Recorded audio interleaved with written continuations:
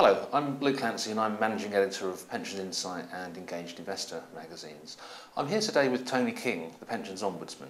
Tony was of course featured in Pensions Insight's Top 50 Most Influential People in Pensions and has kindly agreed to be interviewed today. We're going to be speaking about the work and role of the Ombudsman and the Ombudsman's views on how regulation of the pensions industry might be improved. Tony, welcome. First question. In 2009-10, the largest category of complaints was ill health pensions, with 11% of complaints investigated. And likewise, misleading advice, 9%, was the second largest category of complaint. Can you give your views on why these products occupied so much of your caseload? People who've read my annual reports and been at talks that I've given will know that I'm very wary of drawing generalisations, drawing from the fairly small pool of complaints that we deal with. We get about 4,000 or so inquiries a year, of which under 1,000 usually turn into complaints that we actually investigate. And if you consider that there are, I actually don't know the answer, but 20 or 30 million people who could be complaining to us in any year with occupational pension rights and personal pension rights, then that's a very, very tiny number. So it doesn't tell you very much. It's not a very good bellwether for the industry as a whole. And it would be a risky business to draw regulatory conclusions from our quite small caseload. You asked about two particular things. The first was ill health early retirement complaints. And we get those for very particular reasons.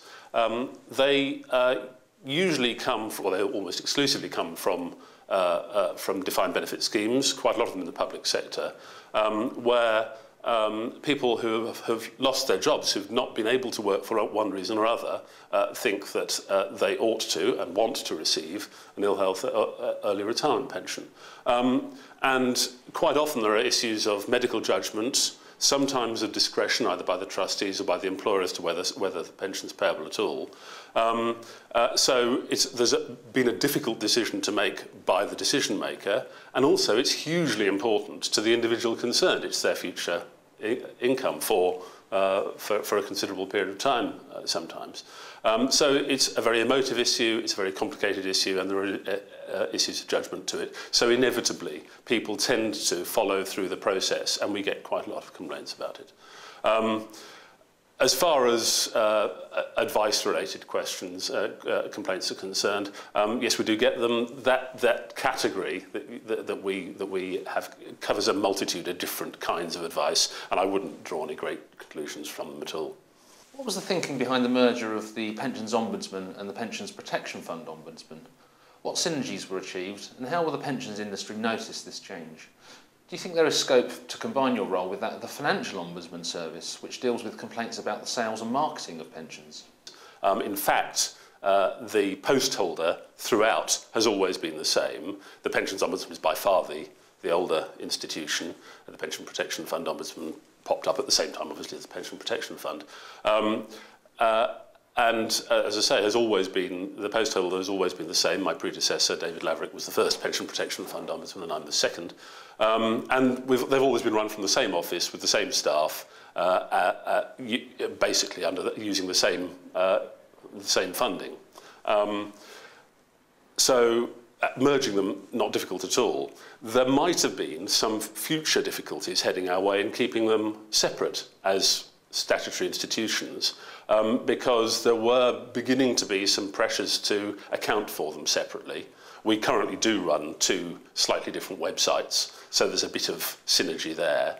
But basically, it's a sort of tidying up exercise, which will basically put into the legislation the way things are currently working, with some small savings around the side.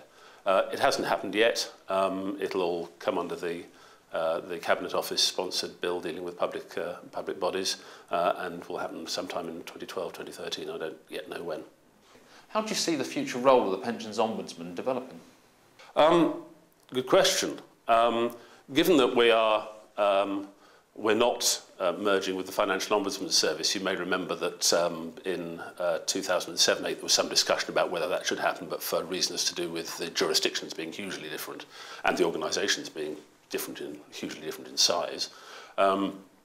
That didn't happen. So we carry on. We're actually, the Pensions Ombudsman actually now in its 20th year, so it's a long time for an institution. We've got to look at the kinds of complaints that we're going to be getting in future, and they're going to change because historically, obviously, a heavy defined benefit bias, the sorts of ill health early retirement complaints that I'm talking about, no doubt with changes, particularly in the public sector, will begin to fall away over time.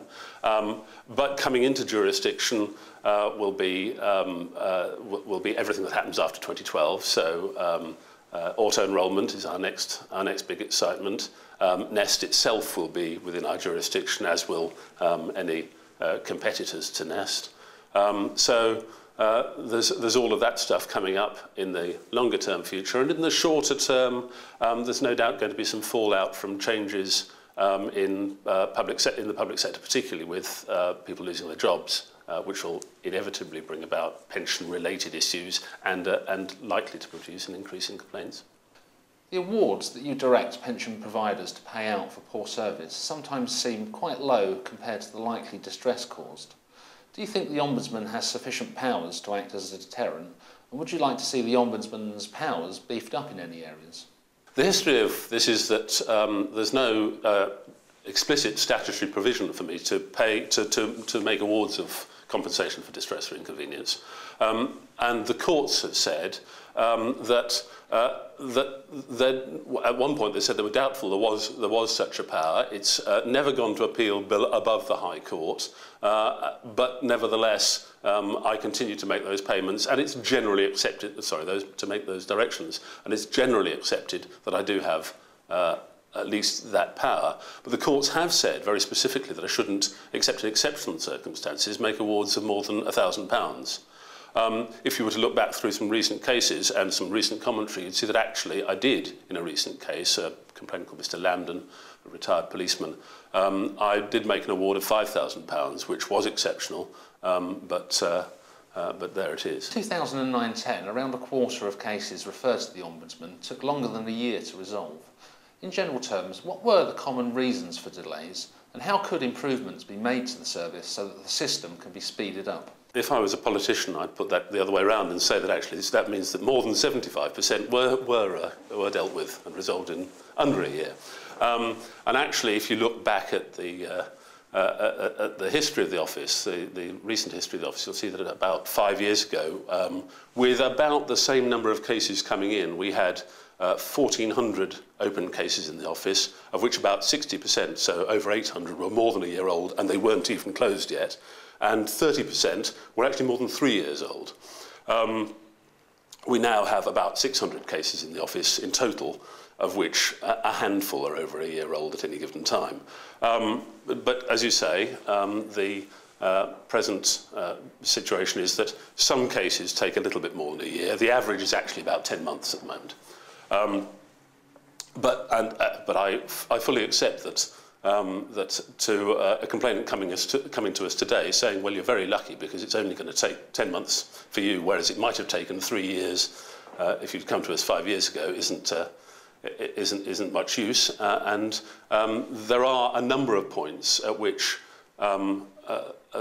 a complaint on its way through the office has a little resting point while it's waiting to go on to the next stage, which we're trying very hard to get rid of. We've made huge strides, though.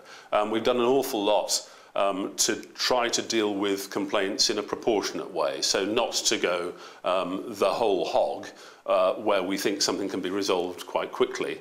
We try and deal with it quickly. We don't apply the same process to every single complaint, which is something that used to happen in the past. So people will see that they much more frequently get short informal letters from us explaining what we think has gone wrong and what the outcome should be, than they did in the past. And when they get long formal decisions from us, those themselves are much shorter than they used to be in the past. And we've done a number of other things to speed up the process. We're continuing to do that, but slight law of diminishing returns. You can make quite a lot of progress quite quickly, but squeezing the last drop of efficiency out is quite difficult.